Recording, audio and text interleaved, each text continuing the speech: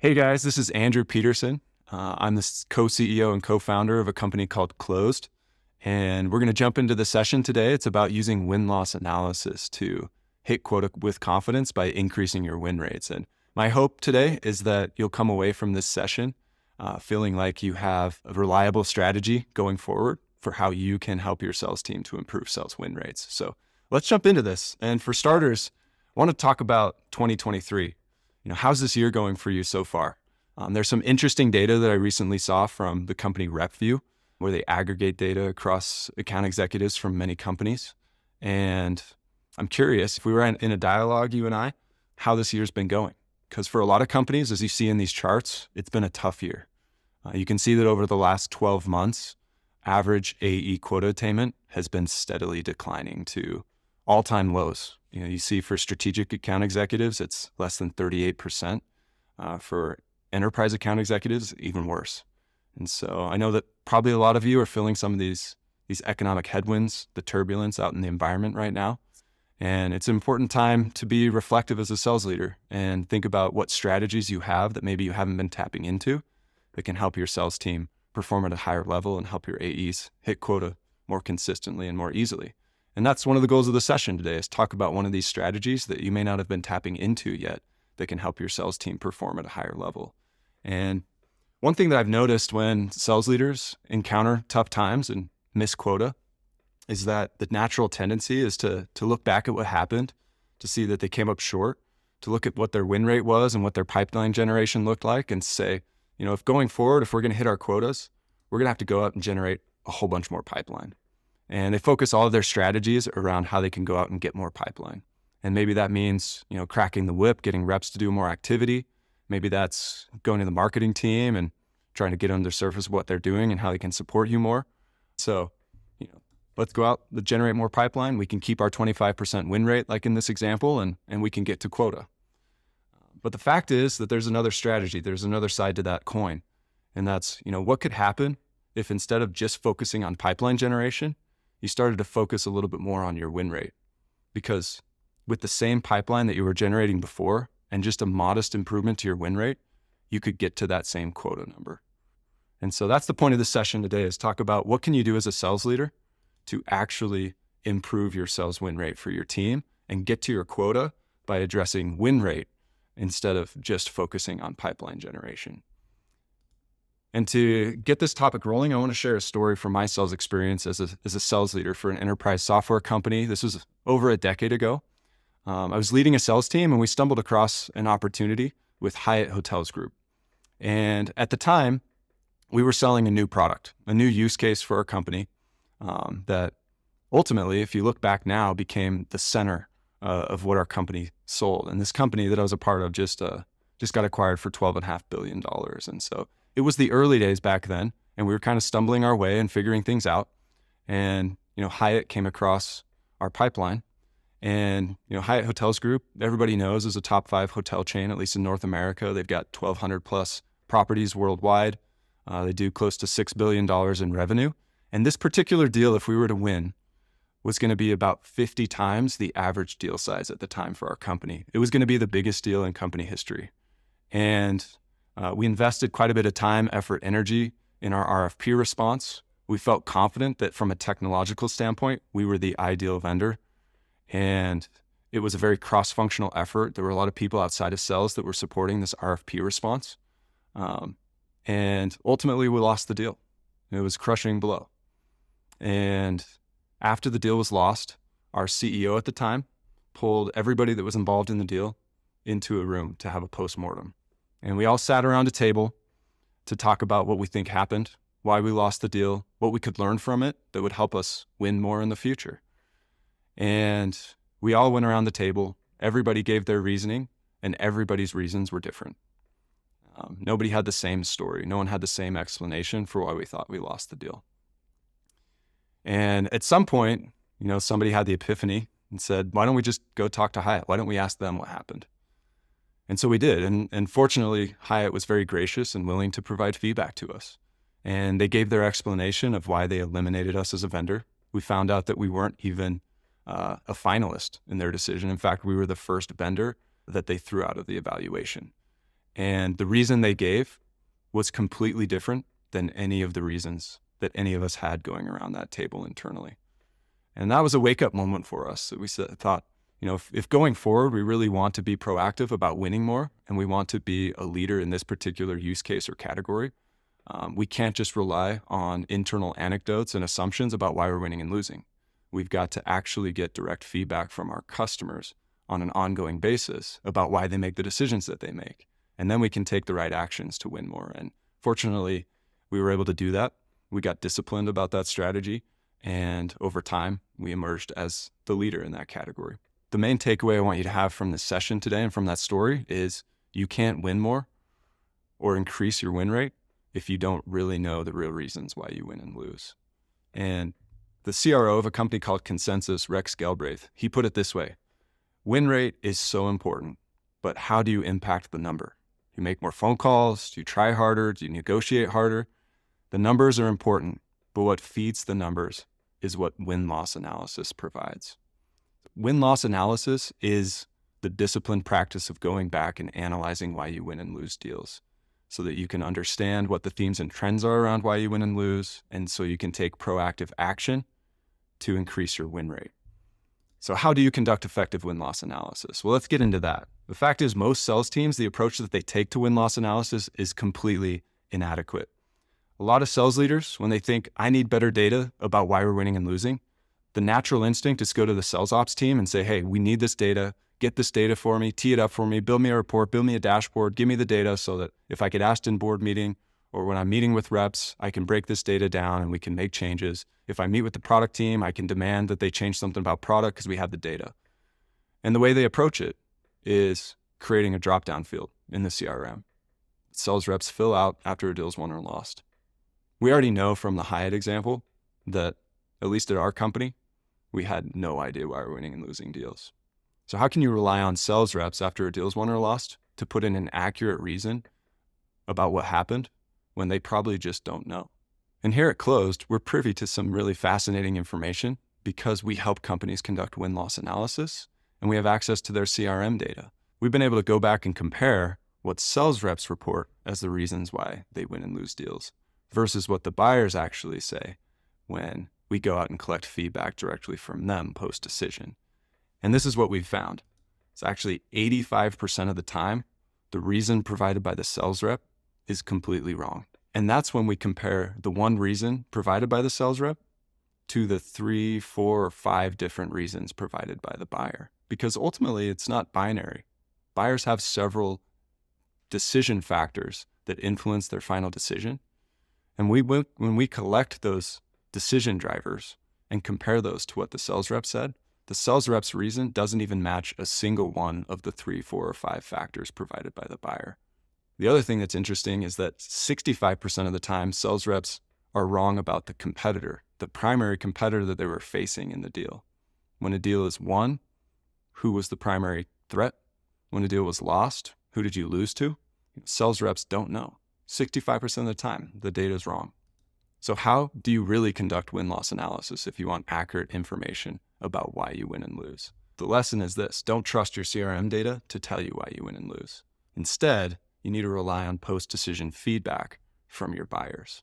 And the way this works in practice is you need to set up a disciplined practice as a sales organization where that every time a sales opportunity is closed, won or lost by a sales rep, you have a process in place to solicit this feedback from the buyer. That could be done through a survey. It could be done through an interview. And there's also emerging technologies that are kind of a hybrid between the two, like asynchronous interviews where you pre-record prompts that they respond to. There's pros and cons of these different approaches that we could get into. Surveys might be a good fit for companies that are more transactional and do a higher volume of won and lost deals. Interviews are an ideal mechanism if you want a really deep, robust understanding of why a deal was won or lost. But ultimately, the point is you as a sales organization need to be collecting feedback on every possible deal. And then you need to have a strategy for how you're going to aggregate that data, summarize themes and trends from across all of the deals that are being won and lost, and push that information out to the rest of your organization so that key stakeholders inside and outside of the sales organization can take proper action to help you drive that improvement to your win rate. It may be that you're having issues with pricing relative to how your competitors price their products. It may be that you're having issues with product gaps. It may be that there are just sales execution issues that you as a sales leader can coach your team on to help drive an improvement to that win rate. But ultimately, you need to be passing this information through to the stakeholders in the organization that can take the right actions to drive improvements and ultimately improve your win rate. Here's an example.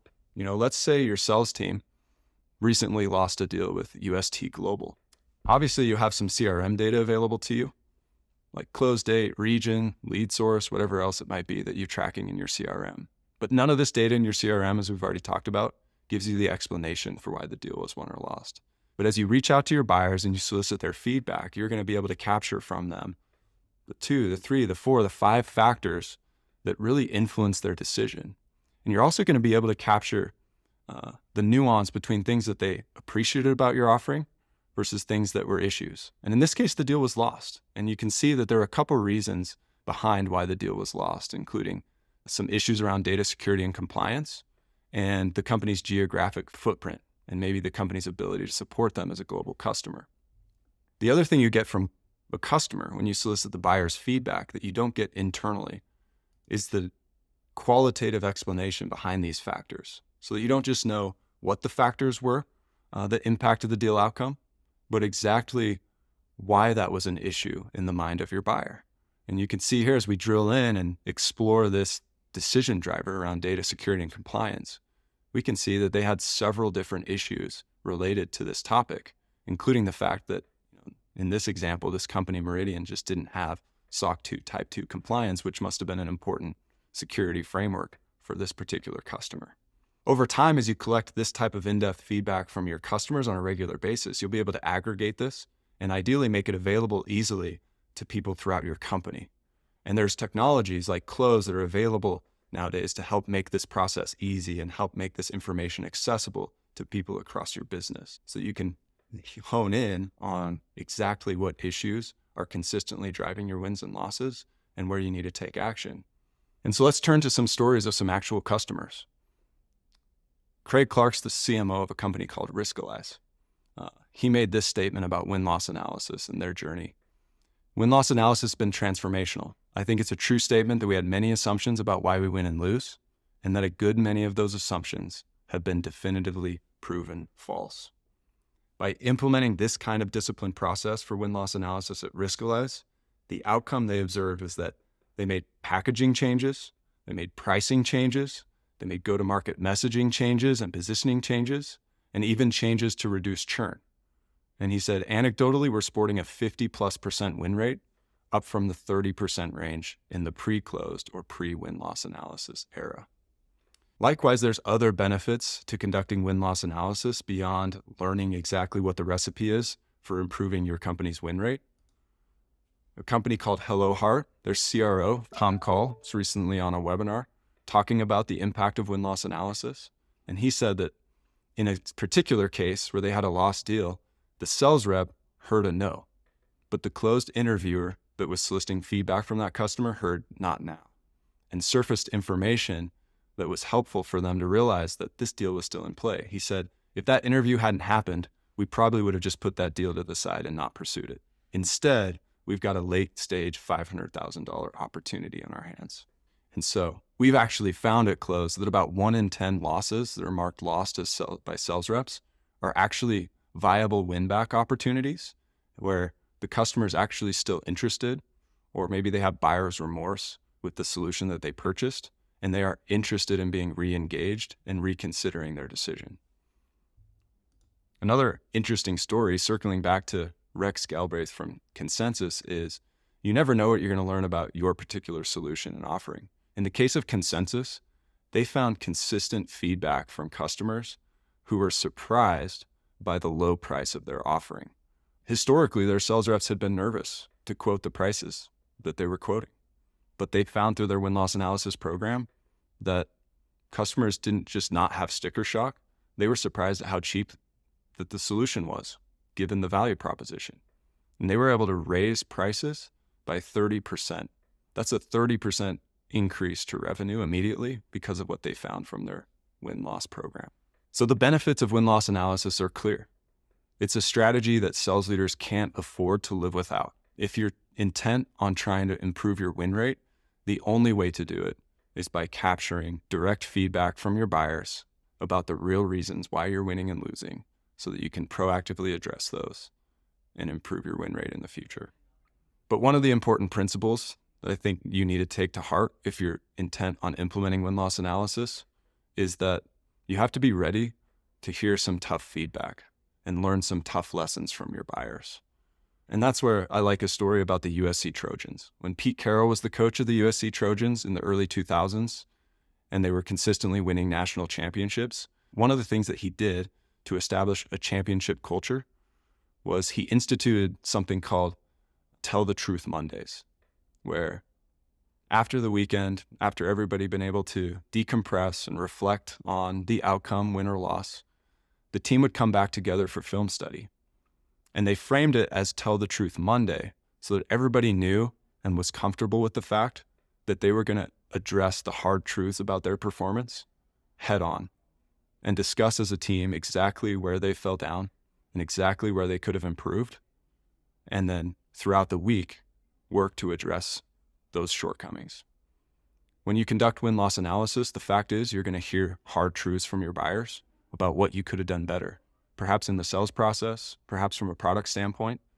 But those are the hard truths that you need to hear as a sales leader to help drive the improvements across your business that are going to lead to increased win rates. There are a lot of other best practices that we could get into to discuss as you go about implementing win-loss analysis. You see some of those here on the screen. It's important that these initiatives be executive sponsored, that you as a CRO take leadership of the program and communicate the importance of buy-in to this program. It's important that you work cross-functionally to make this data available to other stakeholders. There are many people in the organization that need this data beyond the sales team. There are product marketers that need this information to excel in their role. There's incredible competitive intelligence that comes from these programs that needs to be available to your competitive intelligence team. Your product management team needs these insights so they can make the right changes to product roadmap and vision. It's also important that these programs be CRM integrated and integrated directly with other sales tech stack tools that you already have in place. It's important that they be automated and ongoing initiatives and representative of your entire sales pipeline.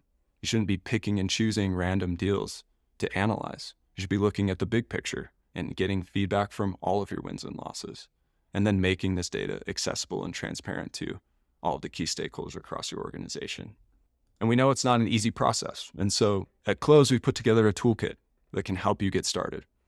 You can scan this QR code and get access to the toolkit. It includes a whole bunch of helpful resources like the Definitive Guide to Win-Loss Analysis, which is a great resource you could pass along to your sales or revenue operations team that you might be putting in charge of owning and implementing win-loss analysis. We've provided an ROI calculator so that you can input data about your sales pipeline and see what the potential impact of a win-loss program can be and the revenue it can drive for your business. We've even put together a quick platform demo video to see what technology like Close can do to help support your win-loss program. And my favorite is a free win-loss interview.